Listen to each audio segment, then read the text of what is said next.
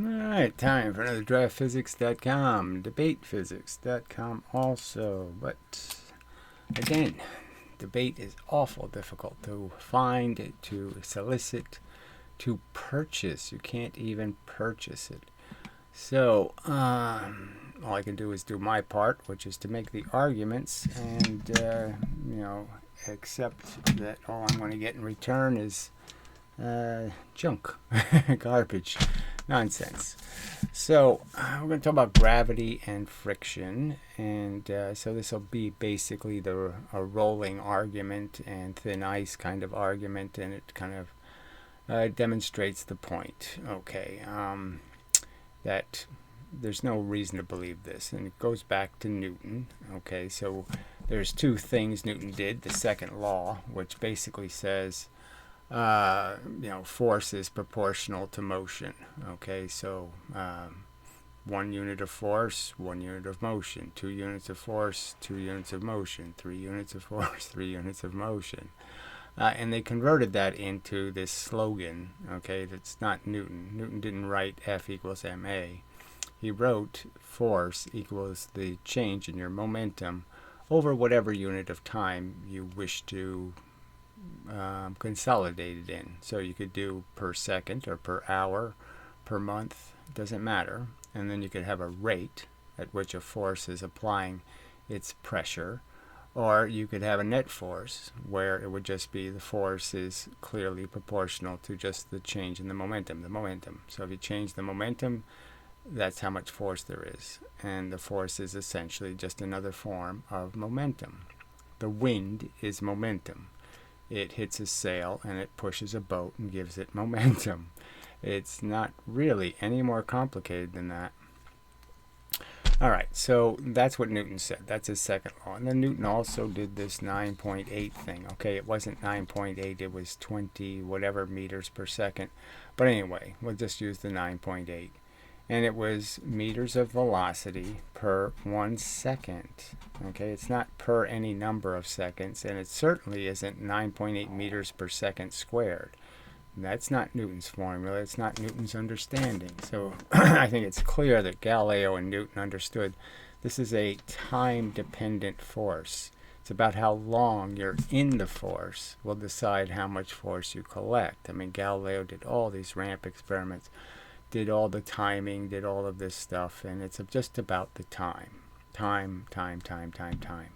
So it is like paint spray. And now I don't think Newton used any kind of analogies like that, but it's like falling rain or paint spray or wind, except you have to sort of understand that gravity's moving the speed of light. The force that gravity's applying, the bent geodesic, however you want to view it, the fact is it moves at the speed of light. So it's a very fast force. So you're never going to go much faster than, you're going to be going a million times slower than the force is moving. So it's not going to be able to, like say in wind, okay, if I use the wind analogy and you had a sail and the wind was 30 miles an hour, you can sort of understand that once you're going 15 miles an hour, there's only a 15 mile an hour differential between you and the wind.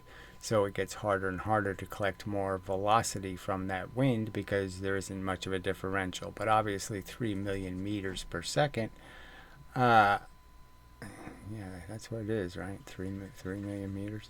Anyway, is much faster than you're going to be moving in gravity. It's a lot faster than 9.8 meters per second, that's for sure. So it's not a million, but it's, several 100,000 times faster. So you don't have any worries about the first unit being different than the second unit being different than the third because you're going fast.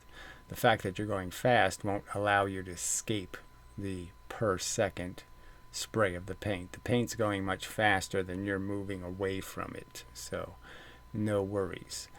So the simple argument is that yes, it's a per second force, it's a per unit of time force, and it, just like any other force, like sunlight, you're going to get a tan based on how long you're in the sun, not how much you're moving around. It's not going to change anything. And the same is true for gravity. And so when you fall in gravity, that's just a simple fact that as you're moving, you're going to move different velocities as you're falling, and those different velocities mean different units of time. So the fact is, you do 4.9 meters in 1 second, and then you do the second 15 meters, or 14 point whatever 5, in 1 second, but it's 3 units of distance because you've acquired this 9.8 meters of velocity, and now you're going even faster by the time you finish. But the point is yes, so it's 2 units of time, 4 units of distance, but you're only collecting the gravity per units of 1 second, in 1 second units, and it clearly comes out that way. You end up hitting the ground going 19.6. So there's no doubt about what happened. You collected 2 units of gravitational force, you're going 2 units of velocity, and you didn't get anything else. So they've contrived this, this nonsense kind of statement that somehow you got a unit of energy here, and you got a unit of energy here, and you got a unit of energy here, and you got a unit of energy here. Well, that's not gravity. Gravity is per second. It's not 16.5 meters per second. It's 9.8, and you didn't get 3 9.8s. You didn't get 30 meters per second here. So there's no extra energy. There's no source of it. It's just not true. All right. So 4 times the height, only twice the velocity, and only twice the energy. And it fits perfect. It makes perfect sense, and they're just making a mess out of it. So I could go into springs and the argument that you put 1 pound on a spring, it goes proportional. Put 2 pounds on it, compresses twice as much. I mean, it's just not that complicated, and it's reliable and dependable. Now there's not 4 units of energy because there's 2 pounds. I can't put 1 pound on and say, oh, there's 1 unit of energy, and then I put a second 1 pound on, do exactly the same work, and all of a sudden now I have 4 units of energy. It's illogical, and it's just wrong. Alright, so thin ice basically proves the argument that it's a time-dependent force because you can vary how much pressure you're putting on the ground. And the simple truth is, if you go fast across the ice, alright, you'll take what would have been, 1 second of motion would have been this distance, and by doubling your velocity, you'll go 3 units of distance in the same unit of time. And the simple fact is, it's only 9.8 meters of pressure, 9.8 meters per second of velocity or pressure being applied, pushed into the ground. That's the friction. And it's just like dropping something right next to a surface. If I drop something right next to a surface with a wind machine blowing that applied the pressure, well, the faster it goes through the wind, the less wind it hits it, just like the less paint that would hit it. And therefore it's applying less pressure against the wall. It's losing less energy to friction because it's frankly going fast through the force that's pushing it into creating the friction. So you can perfectly understand that when the friction's being applied by the gravitational pressure, it's less per unit of distance, when you have the higher velocity. And so 1 unit of velocity will get you just 1 unit of distance. 2 units of velocity gets you 4 units of distance, but you're only getting those 4 units of distance because you've reduced how much energy you're losing to friction. And it is losing energy to friction. This thing stops because all of its energy is transferred from its linear motion into motion in the ground, heating the ground. And the same is true here. And so that 1 velocity looks just like this. So this is 1 velocity here. So obviously it's going half its speed 3/4 of the way down the track. What sense does that make? So if it was proportional, it would have to be in the middle. It's not in the middle. And so it means it's not proportional. It means that the friction varies with how much time you're exposed to the gravity. And it's that simple. So you lose 1/2 the energy in this 3/4, and then you lose another unit of energy in that 1/4. And that explains thin ice, and it also explains why something with twice the velocity will roll 4 times further. Now, if you bang them into springs, they're not going to show this kinetic energy stuff. So if you have the same mass and you give it twice the velocity, it's not going to compress the spring 4 times as much. It's only going to compress it twice as much. Okay. It only weighs twice as much. The velocity is essentially mass, and velocity is what creates weight. A scale reads weight. Okay, so again, when gravity is pushing you into a scale, if I measure my weight on a scale and then I lock that scale and turn it sideways, no matter what I put on the scale, it's going to leave with exactly the same velocity. I would argue around 1 mile per hour. So an elephant, put it on the scale and then turn the scale, the elephant leaves 1 mile an hour. A mouse, put it on the scale, it leaves 1 mile an hour. Weight is just momentum. It's just a velocity, essentially. And sometimes you can't see the pressure, the velocity, but it's there, and it's there. The Earth has to constantly push back because gravity's constantly pushing down. And that's the reality of it. And you can catch the differential with a spring. You can grab the initial pressure, and then the Earth has to catch up, and it never really catches up in terms of you pushed in, and it doesn't push back till the second unit of gravity hits. Anyway, that's a little more complicated. Don't need to know that. So it's all kind of just decisive evidence. The fact is if you really measured the energy of the linear momentum, a mass going twice as fast is only going to weigh twice as much. It's only going to compress something twice as much. It's only going to heat something twice as much. It's only going to be able to produce twice as much energy. And as explained with the other paradoxical experiments, the ballistic pendulum and such, trying to transfer energy from different massed objects, you can't conserve both momentum and kinetic energy. And the fact is, if you did conserve the kinetic energy, you'd have to make free momentum. And that's silly.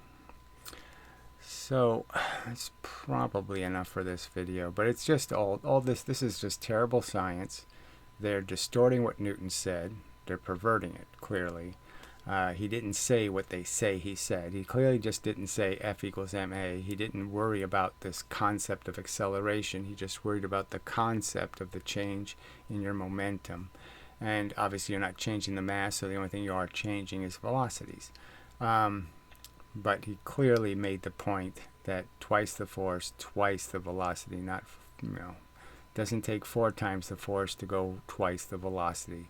That's not the second law. And they pervert F equals ma into another equation that just perverts into second squared and ends up creating 1/2 mv squared, which is, again, nonsense. And so they have no physical evidence of this energy being collected anywhere. They don't have any good reason to believe it, in the sense that it wasn't presented in some undisputable way with a big pile of evidence. It was just stated as a dogmatic truth, and it's all based on this misunderstanding of gravity. So Leibniz thought that gravity was somehow acquired by how much distance you travel, and it's just wrong. It's about how long you're in the gravity. A year after Leibniz published, Newton published, and Newton made it quite clear that it's about time. And so, this whole thing should never exist. It was a big mistake in physics, and now they've ruined everything with it. It's a foundational thing, energy, and now they have distorted the energy of tiny particles. They've destroyed the weight of the electron. Everything has been perverted and miscalculated because of this wrong premise. Momentum worked 300 years ago. It still works, and there's really no reason to accept the dogma of 1/2 mv squared. And it's just dogma. There's no proof of it. There's no solid evidence of it. Again, they're never going to show you it taking 25 times this fuel to spin anything 5 times as fast. It's never going to happen. They're certainly not going to see anything take 100 times the fuel to go 10 times as fast. So, and the few experiments that there are out there, like the Mythbusters, no indication at all. I mean, a really simple experiment. Let's just crash a cars. Crash the car at 50 miles an hour, crash the car at 100 miles an hour. The 100-mile-an-hour car looks like exactly twice as much damage, nothing more. Then when they crash cars into each other, same results. No 4 times the damage when you increase the velocity. Just those are the facts. And I don't know why. It's really disappointing, as stated, that people who claim to give a shit about the truth and science and think they're science literate and all of that can't accept the simple factual truth that this is an under evidence theory at best. At best, it's an under evidence theory. They should be able to concede that point. Clearly, at worst, it's just nonsense. It's a silly fairy tale that should have never gotten off the ground. And the fact is, it didn't get off the ground. The fact is, when it was introduced, it was resoundingly defeated, and then it was resurrected after Leibniz and Newton were dead. They decided to, try to resell this lemon, and they got away with it because they did show experiments, denting clay with round objects, not a linear experiment. Rolling things, like I said, it rolls 4 times as fast. That looks like more energy. It's not. If you try to collect the energy, you'll see it doesn't have 4 times the energy. Can't compress a spring 4 times as much. All right, so I think that's enough. Yeah, I'll keep it short. Until we can find a physicist to man up, I guess it'll just stay this way. Somebody with some credentials has to concede that until they do these experiments, tug of war between a 5-mass car going 10 miles an hour versus 10 mass going 5 miles an hour, until they do that tug of war or that collision. And again, it's that simple, really. An experiment that simple proves the case, and they haven't done it. And that's what needs to take place. All right, so, it's been done with pendulums and different things, and the fact is, it demonstrates that momentum rules. Collisions are decided by momentum. If you have more momentum, the collision goes your way. If you have less momentum, you get pushed. And in the case of the 5 going 10 versus the 10 going 5, they have the same energy, and the collision won't go anywhere. No one's going to win. All right. Yeah, that's really enough. Very disappointing, though. You can't get anybody to behave reasonably.